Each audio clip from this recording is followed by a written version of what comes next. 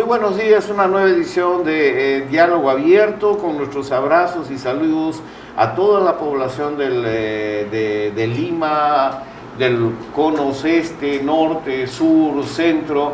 Gracias a Canal 3 de Vez Cable estamos llegando también en directo a través con ustedes y también vía Facebook. A partir de este momento estamos también transmitiendo en simultáneo. Les pedimos que a partir de este momento se sintonicen con nosotros, participen y nos hagan las preguntas o sugerencias del caso sobre un tema que para nosotros es muy trascendental. El primer ministro dio una buena noticia, anunció en el Congreso, en el pedido de confianza, que el gobierno va a promover una revolución social. Evidentemente la revolución social para nosotros empieza desde la infancia, pero por el otro lado también como grupo impulsor de inversión en la infancia, claramente sabemos que para no hacer más de lo mismo, una revolución social significa que tiene que tener una base social que sustente y se comprometa con ese discurso. No se puede hacer una revolución social con eslogans, pósters o solo con el funcionario público. Sobre esta base tenemos muchas reacciones, muchas entrevistas realizadas en el Congreso y dos invitados súper especiales, muy queridos para inversión en la infancia. Entonces me estoy refiriendo primero al señor David Quispe, alcalde del distrito de Corca, Cusco. Bienvenido, David. Sé que has estado en la Semana de Inclusión Social el día de ayer y nuevamente has mostrado que sí se puede y es algo que a nosotros nos gustaría tratar justamente para ver cómo se define esta revolución social en términos de hacer frente sobre todo al tema de anemia y desnutrición infantil. Bienvenido, David. Muchas gracias, Salvador, y agradecer y también saludar a nuestros hermanos de Lima, de todo el país. Efectivamente, hablar de revolución social implica devolverle los derechos sociales a la población, garantizar el tema de una buena convivencia, sobre todo alcanzando a lo que nosotros los andinos le llamamos el allincauce, un buen vivir, ¿no? Un buen vivir. Entonces, y eso es una calidad de vida con dignidad, y para eso el Estado tiene que garantizar condiciones mínimas de habitabilidad, condiciones mínimas de desarrollo. Sobre esto vamos a hablar, David, porque sí, yo creo que es un tema que tiene que ver un poco, parece que hay un poco de temor, desconfianza de hablar con la sociedad civil, de confiar estos derechos, y todavía hay un sesgo un poco, yo hago porque yo tengo el poder, pero vamos a analizar esto en el continuo. Pero déjame dar la bienvenida también a nuestro querido amigo, miembro también del grupo impulsor de inversión en infancia, Tomás Flores, que como ustedes saben, Tomás es consultor de infancia y familia. Aparte de esto fue gerente de desarrollo social de Piura, y él lideró junto con Javier Atkins todo esto que viene a ser una referencia en este momento para programas de gestión sobre infancia, el sistema regional de la primera infancia. El tema es muy importante y creo que contrae también una gran noticia que quiero compartir con ustedes. Bienvenido, Tomás. Bueno, muchas gracias, Salvador, gracias, y a disposición de la teleaudiencia para poder compartir algunas reflexiones sobre la primera infancia, sobre los anuncios que ha hecho la jefa del Consejo de Ministros, la presidenta del Consejo de Ministros, y claro, con esa expectativa de que este mensaje de revolución social pase del gabinete a la cancha, ¿no? Que podamos ver en acciones concretas, materializadas a través de mayor presupuesto, mayor capacidad a los gobiernos locales, principalmente, que están de cerca a las necesidades de la población, y que estos más de 370,000 niños que en el país todavía tienen desnutrición crónica infantil puedan ser atendidos en forma prioritaria, anemia, ¿no? Y cerca de 1 millón con anemia, efectivamente, ¿no? A veces cuando revisamos los números lo vemos en forma fría, pero 370,000 niños en todo el país, ahora que estamos con esta euforia del fútbol, son 7 veces el Estadio Nacional. Imagínate, ¿cuántos niños tenemos todavía en el país con desnutrición crónica infantil y que obviamente están marcados hacia el futuro si es que no tomamos una acción el día de hoy, no mañana? Así es. Yo sobre esto y otras cosas tenemos que hablar, pero déjenme repasar 2 o 3 informaciones que son importantes y que tienen que ver con lo que ha sucedido en la semana. Y una de ellas es, en el marco de cambios, en el marco de una revolución social, hay necesidad ya de bajar a la cancha. O sea, dejémonos de los diagnósticos, de las recomendaciones, y hay que ponernos en práctica. A propósito de esto, yo creo que hay un asunto muy importante que llama la atención de todos ustedes, y a través de cable, televisión, a todas las personas que nos están viendo, y a través de Salgalú Televisión Online, a todas las personas que nos sintonizan en el país, en los diferentes lugares. Este domingo 22 de octubre, recuerden que desde las 8 de la mañana hasta las 5 de la tarde se realizará el censo nacional en todo el país. Todos debemos contribuir con esto. Todos debemos estar atentos, independientemente de A o B situaciones. Queremos saber dónde estamos, cómo estamos, quiénes somos, qué hacer, y este proceso de planificación es muy importante, sobre todo para actualizar informaciones que a nivel de comunidades, de distritos y de provincias hace 10 años, 15 años no tenemos una información exacta. Yo creo que este es 10 años. Más de 10 años. 10 años, 2007. 10 años, 2007, claro. Entonces, realmente, y esto es importante tener en cuenta. Entonces, desde ya les pido, por favor, que estemos atentos a esto y atendamos, pasemos un domingo en familia y atendamos el censo. Veamos el informe que nos ha hecho Ani rápidamente.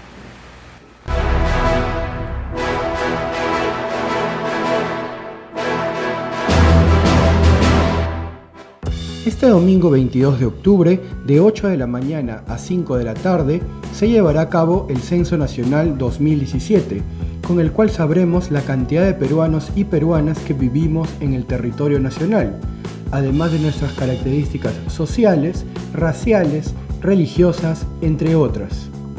Pero, ¿sabemos qué podemos y qué no podemos hacer ese día? Quienes no acaten esta disposición serán llevados a la comisaría por la policía y serán censados ahí. Además, comercios, negocios, iglesias y todas las actividades sociales quedarán restringidas. Las personas que tengan que trabajar serán empadronadas y llevarán un salvoconducto que les permitirá desplazarse y acudir a su centro de labores. No podrán circular autos, salvo las ambulancias, bomberos y vehículos de las Fuerzas Armadas. El transporte aéreo nacional también queda suspendido durante las horas del censo. Aquellos que viajen al extranjero serán empadronados del 16 al 20 de octubre. Los encuestadores preguntarán a todos los miembros de la familia por la ubicación y características de su vivienda, cuántas personas habitan en el hogar, la relación de parentesco, sexo, edad, nacimiento, grado de instrucción, entre otras características. Además, a cada entrevistado se le preguntará si tiene alguna discapacidad física, si habla algún idioma extranjero, qué religión profesa y sobre su situación laboral.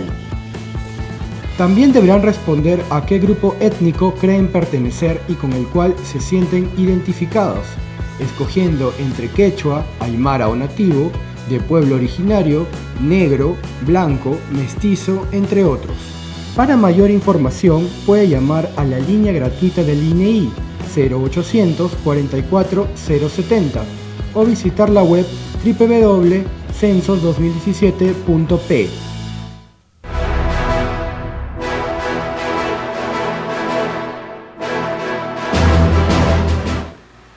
Bien, ya estamos de vuelta. Evidentemente dos hechos importantes, sobre todo esto de llamar la atención de que este domingo 22 de octubre, desde las 8 de la mañana, se realizará el Censo Nacional 2018.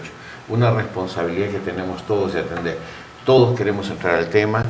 Vamos a hablar sobre la revolución social y sobre lo que esto significa y lo que esto demanda y compromete. Pero vamos a un corte inmediatamente y volvemos justamente con el informe desde el Congreso de la República que preparó en la presentación de la primer ministro al Congreso sobre esta propuesta de revolución social. Vamos a un corte y volvemos inmediatamente.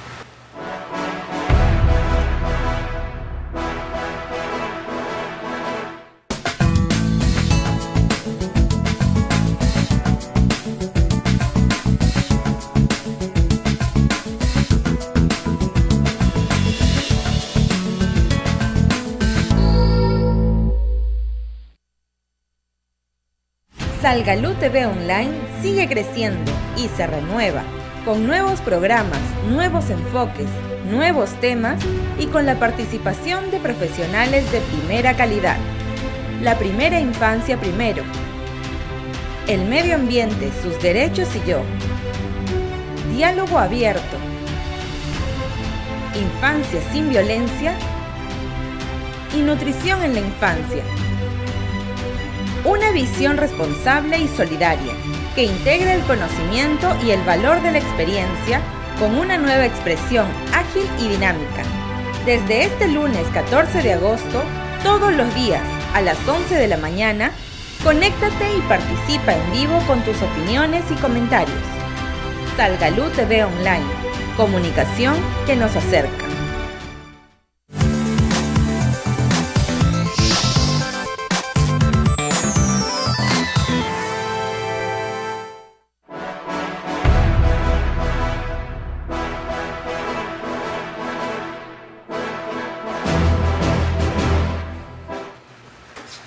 Bien, ya estamos de vuelta y evidentemente el tema para el que nos atrae el día de hoy es justamente esta revolución social y una base social que asume y respalda este discurso. Den la presentación que hizo la primer ministra Mercedes Arauz, presidenta del Consejo de Ministros, gran amiga de inversión en infancia y promotora justamente de este acuerdo de gobernabilidad con el actual gobierno, ratificó la lucha contra la anemia y mencionó que ocupa el primer lugar de interés del gobierno. Evidentemente la anemia, el desarrollo infantil, el combate a la pobreza, todo está ligado, pero no es para nosotros, justamente no es un asunto solamente de las chispitas, ¿no? Sino que tiene que ver con todo un conjunto de actividades. Yo creo que la experiencia de David Quispe, como otros alcaldes que han demostrado que sí se puede, y la experiencia en gestión que tiene Tomás Flores, nos pueden aclarar un poco sobre estos requisitos. ¿Qué les parece si primero veamos lo que ha dicho la primer ministra y hacemos un primer comentario? ¿Sí? Adelante, por favor.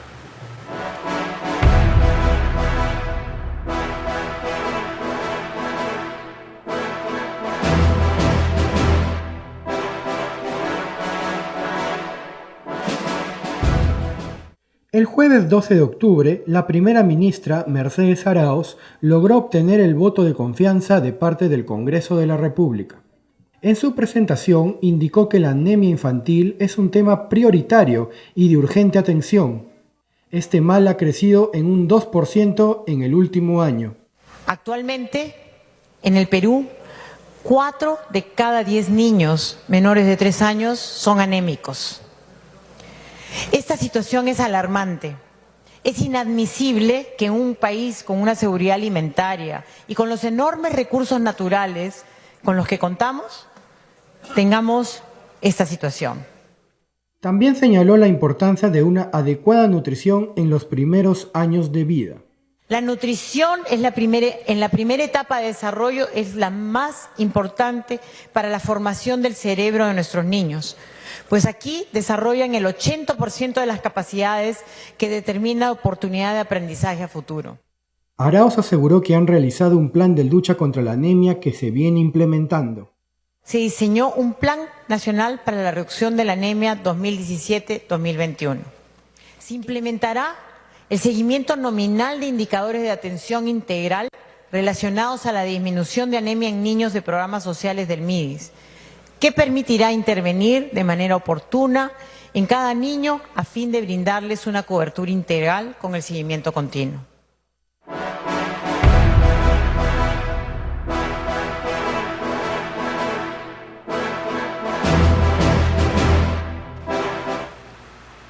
Evidentemente, en este marco de este anuncio de esta revolución social, la ministra habló de agua y saneamiento, seguridad alimentaria y otra serie de medidas, y también la cuestión de un uso eficiente y adecuado del presupuesto. El problema no es recurso, el problema es que hay un entrave en la gestión y agilización del uso de estos recursos.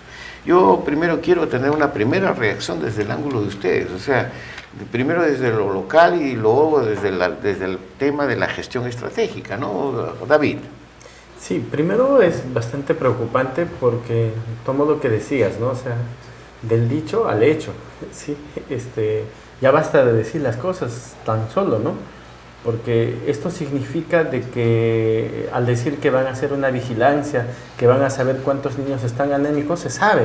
Los gobiernos locales, a través de nuestros centros de vigilancia, sabemos cuántos niños tienen anemia, cuántos tienen desnutrición. Pero el asunto es de decir, a ver, ¿y qué vas a hacer frente a eso? Mire, el día de ayer en la presentación que hice, yo les decía, miren, los territorios... El día de ayer, solamente para que ustedes sepan, el día de ayer el alcalde David Quispe hizo una presentación en la Semana de Inclusión Social que organiza el MIDIS. Sí, adelante. Muchas gracias. Sí, lo que decía, mire, cuando uno está en un territorio, lo primero que dices, oye, ¿cómo está saneamiento básico? Agua, desagüe, residuos sólidos, vivienda, ¿cómo está? Está en pésimas condiciones. No hay agua, no hay saneamiento básico, y eso ya es una condena a la pobreza, a la extrema pobreza y a la anemia. Ese territorio, si no produce lo que va a comer, y no tiene que producir solo por producir, tiene que producir los 5 alimentos nutricionales que debe haber, tiene que producir proteínas, carbohidratos, lípidos, vitaminas y minerales. Entonces tú dices, a ver, ¿tiene la capacidad productiva este territorio para garantizar seguridad alimentaria o soberanía alimentaria? Y el otro gran tema es decir, oye, ¿y tiene capacidad adquisitiva estas nuevas familias? Entonces tú dices, oye, y como Estado, ¿yo he garantizado estas condiciones mínimas para que el territorio sea productivo? Entonces, ¿eso qué significa? Saneamiento 100%, viviendas dignas, con servicios higiénicos, con agua segura, todo ello. Y que este territorio tenga la capacidad de proveerse todos los alimentos. Y dices, oye, en este momento muchos territorios del país no tienen esa condición. Y estadísticamente sabemos que el 60% de lo que comemos viene de fuera. En el Cusco es peor. El 50% de lo que comemos nosotros los cusqueños viene de las regiones de Arequipa, de Apurímac y de Lima. Una pregunta con respecto, disculpa la interrupción. Primero, sí. Evidentemente ayer tuviste una presentación. Tú hablas con una autoridad que tiene que ver fundamentalmente con una reducción de justamente de anemia, fundamentalmente y desnutrición en tu distrito. Has tenido un impacto, por eso es que has sido convocado también para poder hablar de esto. Pero por el otro lado, cuéntame un poco lo del Cusco, porque recibí una llamada, si bien es cierto existe un Corca, también existe el famoso Valle Sagrado de los Incas, donde en la entrevista que me hicieron de nuestros amigos de Corca, del Valle de Corca y de toda esta zona del Valle Sagrado de los Distritos, están con 56%, 60% de anemia. ¿Cómo se justifica una situación así, una capital que recibe tantos recursos por el turismo, con este capital o este depósito alimentario y nutricional? ¿Qué es lo que está pasando, David? Miren, lo que está pasando es que en el Cusco, por ejemplo, el Valle Sagrado se ha convertido en un centro de producción del maíz gigante del Urubamba, que es para exportación. Entonces ya no es la diversificación productiva que se tiene. Entonces se produce para vender, pero no para generar seguridad y soberanía alimentaria, ¿no? Qué importante. Entonces, aparte de eso, es que las instituciones públicas tienen que hacer una revolución desde la parte institucional. Te pongo solo un ejemplo. Miren, en los Andes, hasta los 4.000 metros de altura, se consume alimentos ricos en hierro, pero de origen vegetal, no de animal. Tenemos el nabo, el jaucha, tenemos el jataco, que diariamente los pobladores sí asumen. Pero mira, hay una cosa tan chiquitita que, digamos, hace que no se absorba el hierro ahí. El hierro de origen vegetal, para que se absorba, necesita ser complementado con vitamina C o ácido ascórbico. ¿En qué lo encuentras? Lo encuentras en una naranja, en una mandarina, en las pasifloráceas, en varias otras cosas que en el territorio no hay. Consumes hierro y lo orinas, disculpa que use ese término, no lo absorbes. Entonces, la idea es cómo yo suplemento con productos que sean contenidos en vitamina C. Entonces, tan solo este hecho hace de que se desperdicie, ¿no?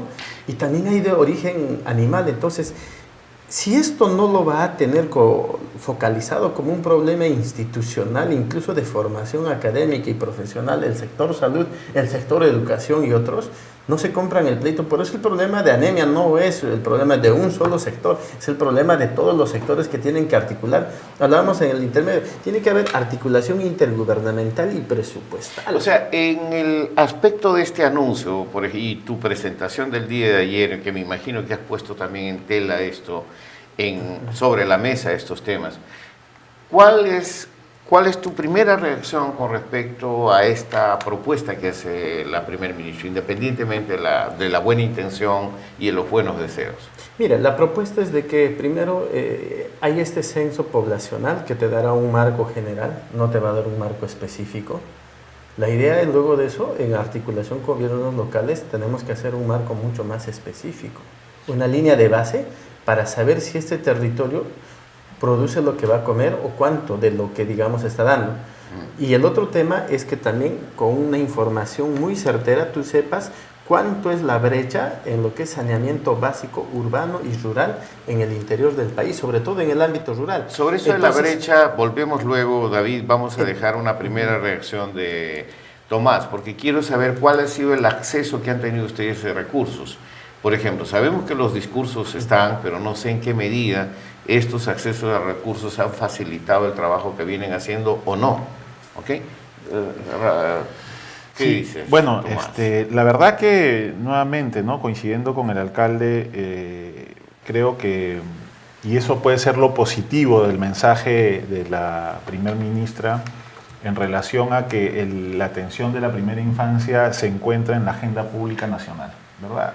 Tenemos, digamos, un análisis, al menos por lo que hemos podido observar, bastante claro de la realidad nacional y de la necesidad de tener una intervención inmediata. Ahora, claro, la pregunta siempre es cómo llevamos estas buenas intenciones o este mensaje a acciones concretas que permitan revertir inmediatamente una situación que no solamente se está manteniendo en el tiempo, sino que además se está agravando.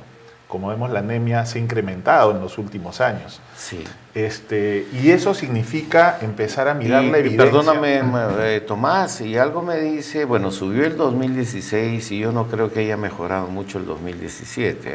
O sea, yo creo que vamos por ahí, o sea, eso es preocupante. Sí, y bueno, yo creo que coincido plenamente con lo que menciona el alcalde, además por la experiencia de gestión que tiene en el territorio, conociendo su realidad y enfrentando, digamos, a pesar de las carencias que sabemos que se tienen normalmente, sobre todo en el nivel gubernamental, local, distrital, en zonas rurales, en zonas donde tenemos una serie de brechas y necesidades que atender, pero que sí se pueden hacer las cosas con gestión. Y esa es una demostración clara de lo que ha ocurrido, por ejemplo, en el distrito de Corca, ¿verdad? Sí. Donde tenemos un digamos, resultado importante de reducción de la desnutrición crónica y de la anemia en los últimos años. ¿Qué es lo que tiene que hacer el gobierno central? Mirar esas experiencias y decir, oye, ¿qué está pasando en estos distritos que han logrado, en estas regiones donde se está logrando, digamos, avances interesantes que salen, digamos, del esquema nacional, ¿no?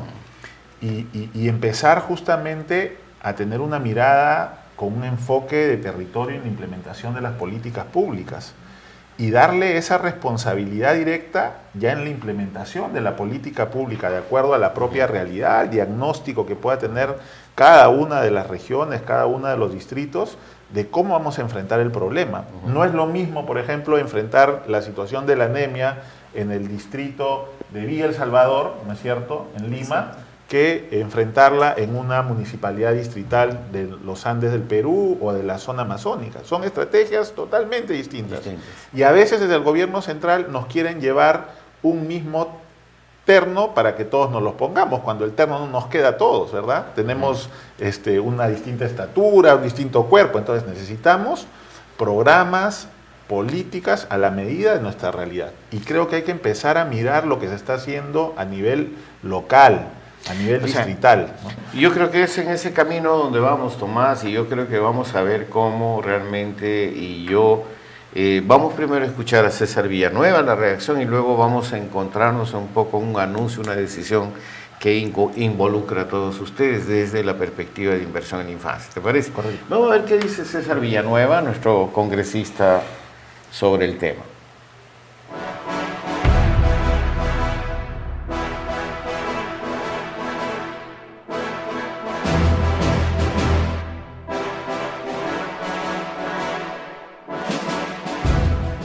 Ha habido un presupuesto de 170, solamente se llegó a gastar 70, ya estamos a fin de año, ya los otros 100 no sabemos si se va a gastar o dónde están, pero no están donde tiene que estar, en el servicio para los niños con anemia. Jorge el Castillo, el congresista Jorge el Castillo hizo la intervención para ver este tema y de alertar a la primera ministra sobre la urgencia, no solamente de ver el tema, sino que manejar los presupuestos que corresponde, en el momento que corresponde y dónde corresponde. Porque todos, conjuntamente con Jorge Castillo, participamos en esta preocupación de la plataforma. Yo tengo la esperanza de que la ministra ha tomado la nota correspondiente para que eso entre en la prioridad. Sí tenemos los recursos, sí tenemos las instituciones, sí tenemos la forma de operar. ¿Qué es lo que está faltando? Que los presupuestos lleguen a donde tiene que llegar y con la rapidez que tiene que llegar. Entonces, en este caso, 100 millones de soles ha podido movilizar mucho más y hemos podido tratar de controlar, establecer mecanismos de cómo ponerle un freno a este problema de la infancia, pero ahí está el tema, no es falta de recursos, sino cómo se manejan los recursos.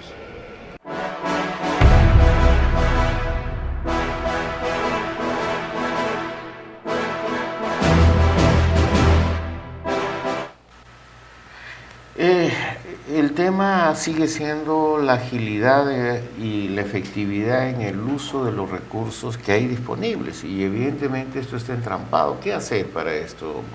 Mira, efectivamente, o sea, ya lo hemos mencionado en más de una ocasión, ¿no? No es que no dispongamos de recursos, y menos en los últimos años, para, digamos, invertirlos en la infancia.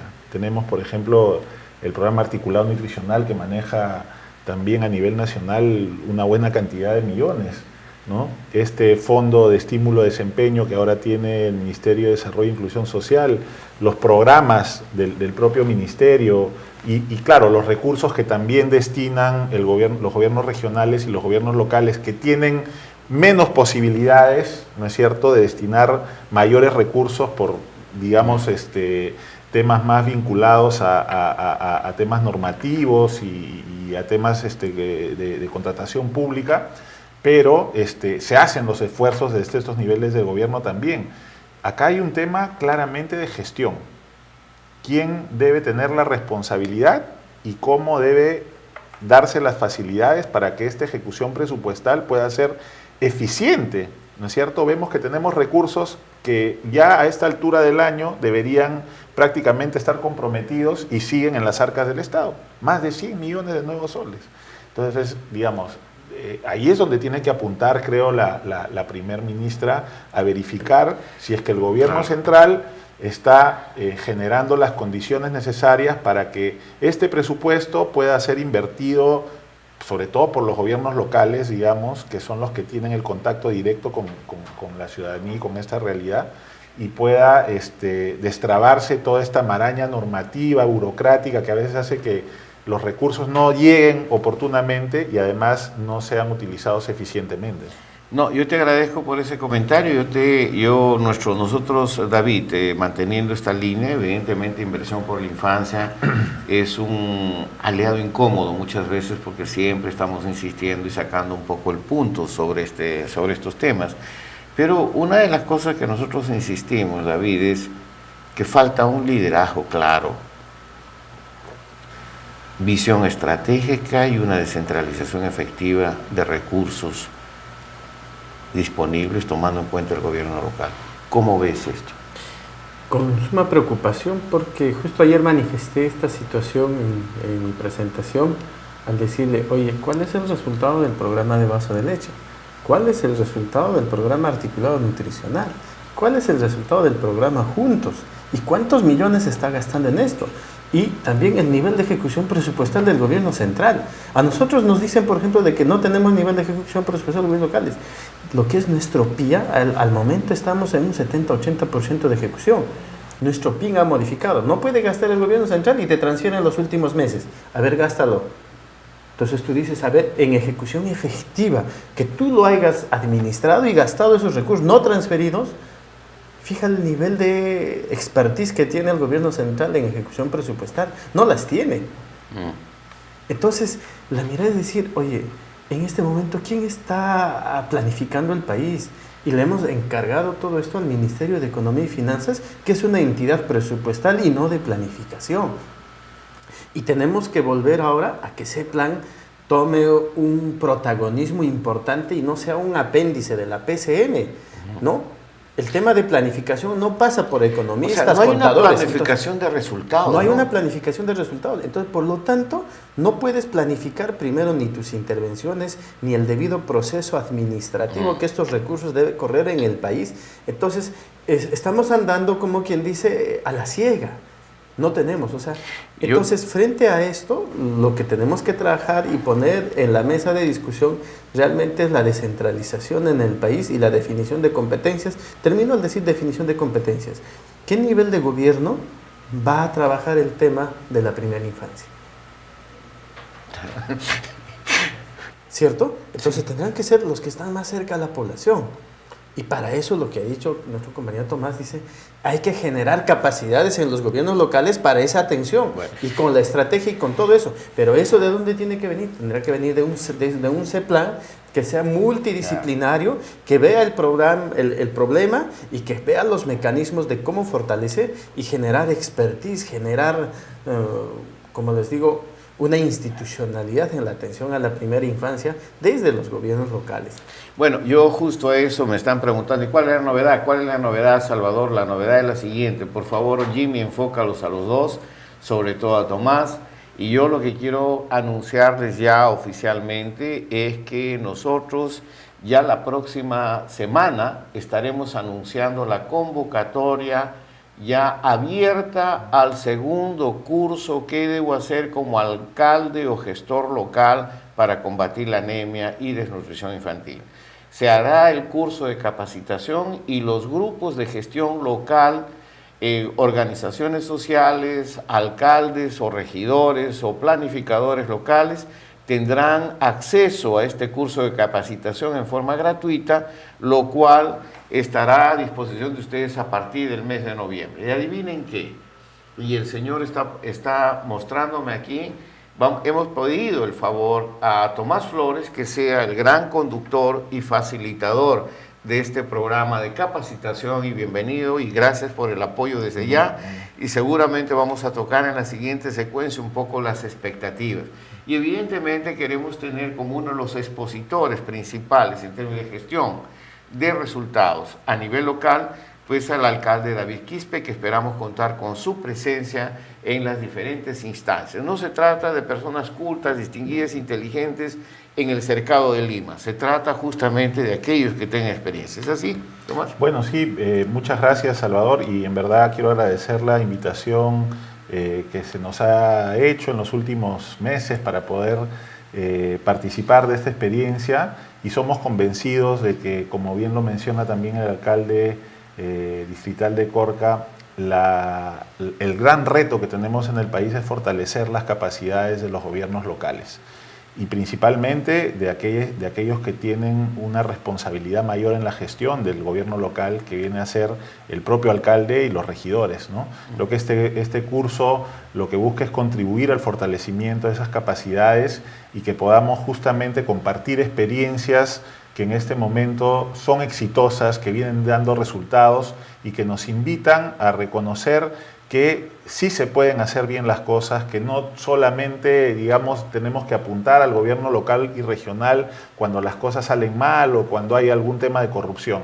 Tenemos que empezar a mirar también las buenas gestiones y las cosas positivas que se hacen en nuestro país, este esfuerzo de ciudadanos que toman la decisión de participar en la vida pública del país muchas veces, y que tienen resultados positivos en su gestión. Eso es muy importante, Tomás. Yo creo que este primer curso, el primer curso que realizó Inversión en la Infancia a través de Salgalú Comunicación, que contó con el apoyo de muchas organizaciones y en este momento también UNICEF se une a este esfuerzo en el que vamos a realizar y esperamos contar con el MIDIS, el MINSA, el Ministerio de Economía. Creo que debemos llegar un poco a colmar estas expectativas. El primer curso llegó a tener más o menos 5.000 participantes y tuvimos prácticamente 940 grupos de gestión graduados.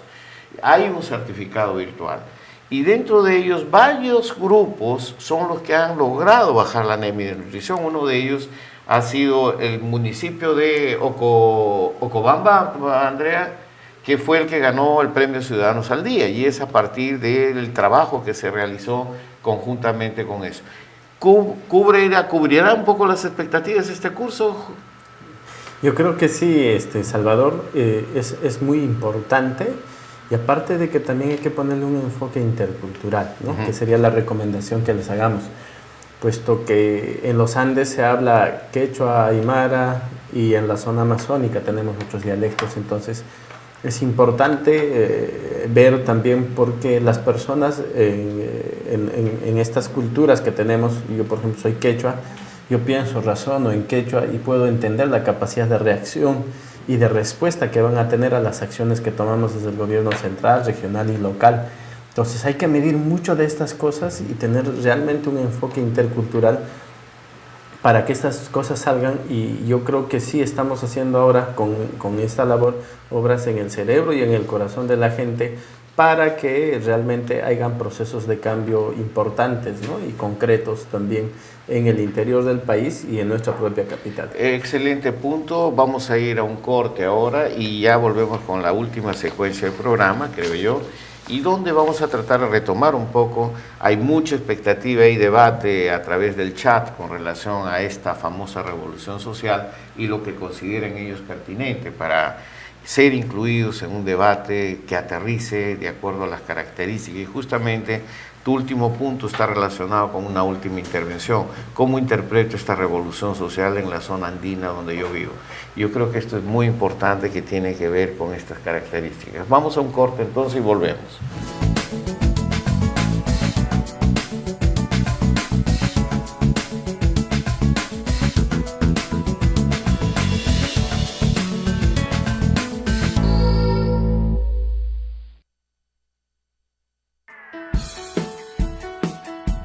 Participa en el curso virtual Los primeros 1000 días de vida, lactancia, nutrición y neurodesarrollo, organizado por la Asociación de Consultores de Lactancia Materna ACLAN Perú, en alianza con Salgalú Comunicación y Responsabilidad Social y con el auspicio de la Sociedad Peruana de Pediatría.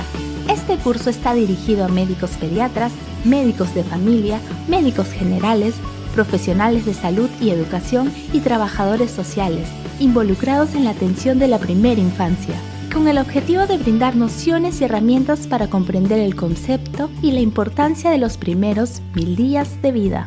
Todos los jueves, de 3 a 4 de la tarde, durante 14 semanas, podrás acceder a la programación e interactuar con los expositores y especialistas en el tema, a través de tus preguntas y comentarios en el chat en vivo y foro de debate. Este curso se desarrollará a través de la plataforma virtual www.salgalucapacitacion.com/primeros 1000 días y es válido para la recertificación del Colegio Médico del Perú.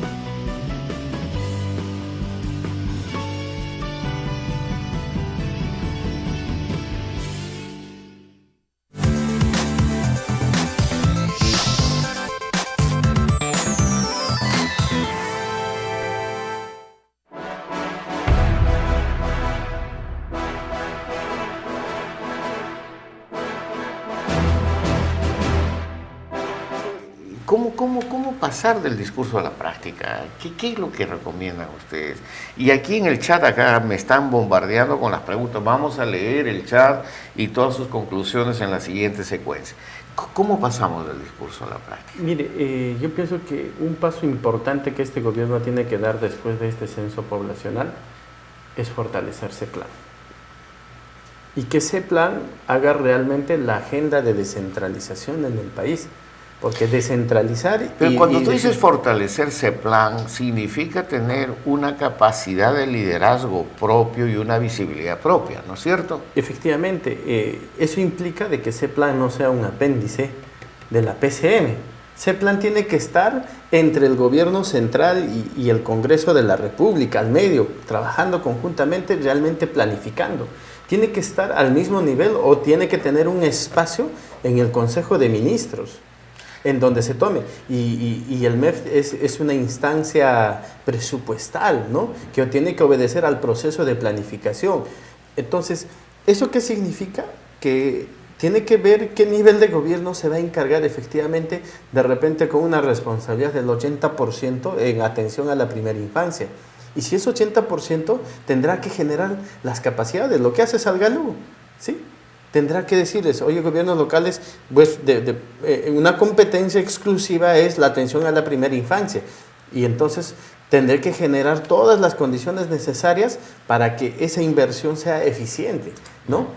Y eso implica trasladar las competencias de saneamiento básico, de seguridad alimentaria a los gobiernos locales.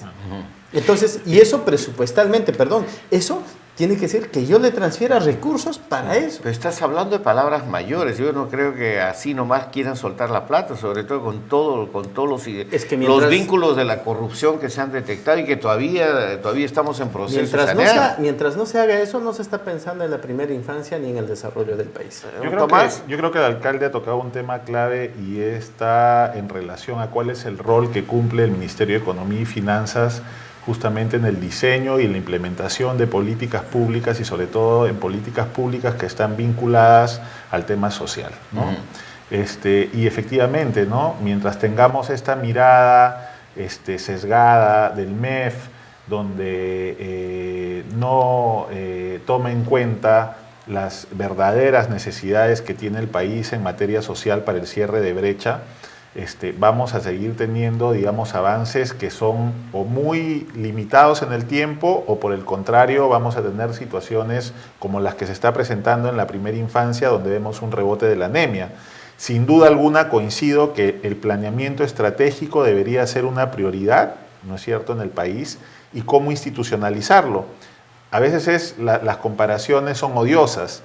Tú vas a conocer cómo es la realidad pública en Chile y el planeamiento estratégico está institucionalizado. No inviertes un centavo, ¿no es cierto?, si es que tú no tienes claramente cuál es el objetivo, cuál es el resultado que quieres lograr, cuáles son los indicadores, la métrica que vas a hacer para el seguimiento de la inversión de cada dólar que hace el Estado. Claro. Y eso no tenemos en el Perú, lamentablemente. No tenemos una mirada, digamos, ya relacionada en el último ciclo de la política pública con la parte de seguimiento y monitoreo, con indicadores de gestión clave, ¿no?, para ver cuál es el indicador que queremos movilizar a nivel de política pública y cuáles son los indicadores que queremos movilizar a nivel de gestión pública, que son los que te contribuyen justamente a lograr un impacto o un resultado a nivel de política. Eso se llama indicadores de desempeño, ¿no? ¿Qué es lo que queremos lograr con el trabajo de cada uno de los servidores públicos que integran los distintos estamentos del Estado? Y debería haber auditoría de desempeño, ¿no? Auditoría. Miren, todo lo que ustedes están mencionando tiene que ver con algo que ya lo hemos venido anunciando, yo confirmo, el Grupo Impulsor de Inversión en la Infancia, duela quien le duela, hará la nueva alerta ciudadano en noviembre, la penúltima semana de noviembre, en la cual pondremos sobre la mesa todos estos temas. O sea, somos aliados críticos, pero tenemos que mantener y convocar una vigilancia permanente para que, no solamente para que se cumplan los recursos, sino para que haya un liderazgo claro y una visión estratégica concreta.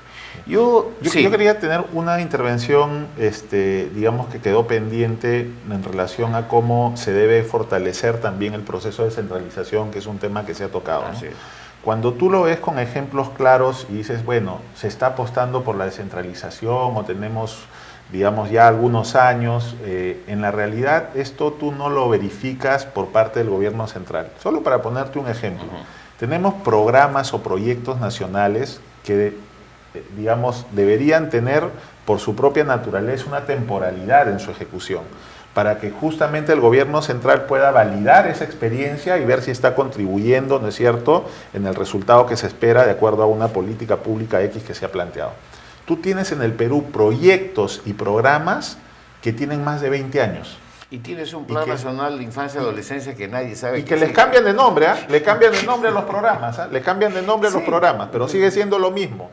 Y no se descentraliza y no se transfiere una vez que tú has validado esa experiencia y ves que resultas a los niveles de gobiernos subnacionales, gobiernos regionales y gobiernos locales, que son los que deberían ejecutar esos proyectos y esos programas una vez que los validas como política pública a nivel nacional para dar una solución a un problema determinado. Ojalá, alcalde, más espacios donde se pueda ampliar este tipo de discusiones. Ojalá hayan más diálogos abiertos que permitan analizar con profundidad.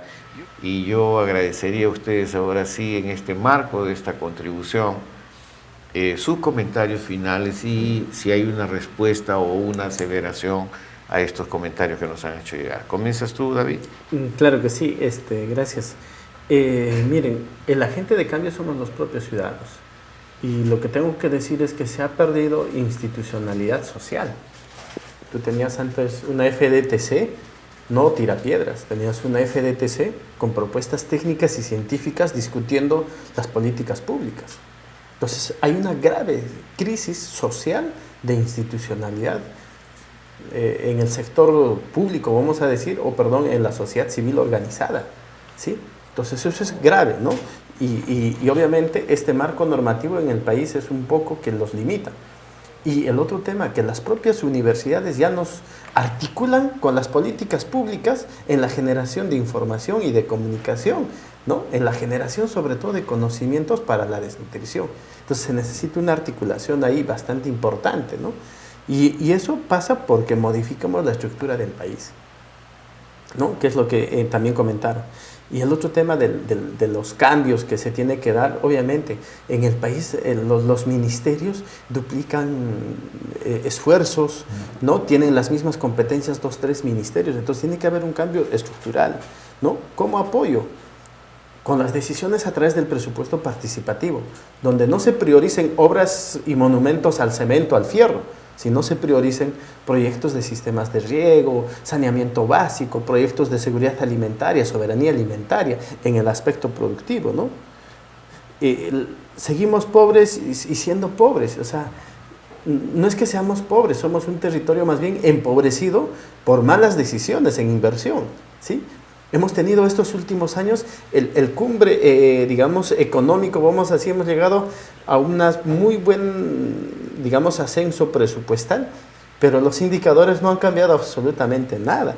Entonces hay que saber en qué invertir y eso implica tener un CEPLAN con un espacio en el Consejo de Ministros o de repente superior incluso a la misma PCM. Imagínate lo que estamos hablando, ¿sí? Y obviamente un brazo importante será el MEF. ¿Y cómo se traduce esto en el nivel regional y local? Porque evidentemente concentrar más este tipo de organizaciones a nivel de Lima es más o menos una pérdida de perspectiva también frente a la realidad. Ahí viene, por eso te decía, para que las regiones y los gobiernos locales se fortalezcan bien el tema de definición de competencias. Te pongo un solo ejemplo. Saneamiento básico debería ser una competencia exclusivamente solo de los gobiernos locales. No debería hacer eso ni el gobierno regional ni el gobierno nacional. Y tendrías un gobierno local con expertise en saneamiento básico. Y debería transferirle yo los recursos como gobierno central para cerrar esas brechas. Pero hoy los gobiernos locales tenemos nuestro programa de saneamiento, el gobierno regional, el gobierno central, la cooperación internacional, ¿no? Y te hacen saneamiento básico FONCODES, que es del MIDIS, y también te hace el Ministerio de Vivienda, Construcción y Saneamiento. O sea, ¿qué pasa? Claro. ¿Sí? Entonces, y para culminar, el país sí tiene biodiversidad para enfrentar todos estos problemas. Y solo hay que generar ciencia y tecnología y conocimientos para que, digamos, esté a disponibilidad de la población y que obviamente combatamos la pobreza y extrema pobreza y por ende la anemia y la desnutrición en el país. Gracias, David. Sí. Bueno, Tomás, a mí me gustaría terminar, digamos, este panel agradeciéndote nuevamente por la invitación, reflexionando sobre lo que ha sido, digamos, una constante en las intervenciones que hemos tenido en el chat de la gestión del cambio, ¿no? Para producir estas grandes transformaciones y sobre todo un impacto, digamos, y una revolución social como es la que ha definido la primer ministra, es importante que las personas asumamos las responsabilidades y el rol que nos toca de donde estemos. Aquellos que tenemos, digamos, una responsabilidad como ciudadanos, también tenemos que asumir nuestra responsabilidad y el rol que nos corresponde como tal. Pero aquellos que en algún momento tenemos una responsabilidad como servidores públicos, como funcionarios públicos, tenemos una doble responsabilidad porque estamos administrando los recursos de todos los peruanos, justamente para resolver los problemas que tenemos, principalmente aquellas brechas sociales como aquellas que se presentan en la primera infancia. Y ahí hay un reto importantísimo que ha sido dejado de lado por este gobierno totalmente, que es uno de los pilares de la política nacional de modernización de la gestión del Estado, que es la gestión de los recursos humanos. La reforma que se planteaba desde el servicio civil. Son 1,5 millones de servidores públicos que tiene este país, ¿ok? De los cuales más o menos 500.000 han entrado sin ningún concurso público, sin meritocracia. Han entrado a dedo, de repente algunos de ellos, porque sí efectivamente han tenido, digamos, las capacidades, la experiencia, la formación para asumir la función en la que se encuentran, pero creo que no son la mayoría. Y repuestos judiciales. Y ahí hay un reto pendiente. La reforma del servicio civil está totalmente paralizada y nadie dice nada al respecto. Entonces, si no tenemos un recurso humano que acceda, digamos, a la carrera pública y progrese en la carrera pública a través de la meritocracia, y no tenemos a los mejores en el Estado, lamentablemente los resultados que vamos a obtener van a ser siempre resultados mediocres. Bien, yo agradecerles a ustedes y desde ya quiero mencionarles, por lo menos nosotros vamos a hacer nuestra pequeña contribución socializando información y conocimiento y tratando de contribuir en la creación de capacidades de respuesta para luchar contra la anemia y desnutrición infantil. El próximo curso, ¿qué debo hacer como gestor local, alcalde o regidor o organización social para combatir la anemia y la desnutrición infantil? Incluirá 4 elementos adicionales del primer curso. Uno estaría vinculado al tema de incorporamos agua y saneamiento básico. ¿Qué hacer para gestar estos proyectos? ¿Dónde están los recursos? ¿Cómo manejar esta cosa? El segundo, inspirados por Corca, por el distrito de Corca, incorporamos seguridad alimentaria nutricional desde la infancia. El tercero es, evidentemente, está vinculado dónde están los recursos y qué hacer para acceder a los nuevos recursos. Y cuarto, pues, liderazgo y gestión. Entonces yo creo que estos son los 4 elementos nuevos que van a entrar en el curso nuevo de capacitación.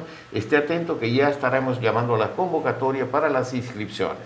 Entonces, desde ya, muchas gracias, Tomás, muchas gracias, alcalde. Realmente bienvenidos y gracias a la Fundación Werner van Leer de Holanda y a ustedes, amigos de Vespa Cable Televisión, por permitirnos entrar en los hogares de toda su audiencia. Muchas gracias.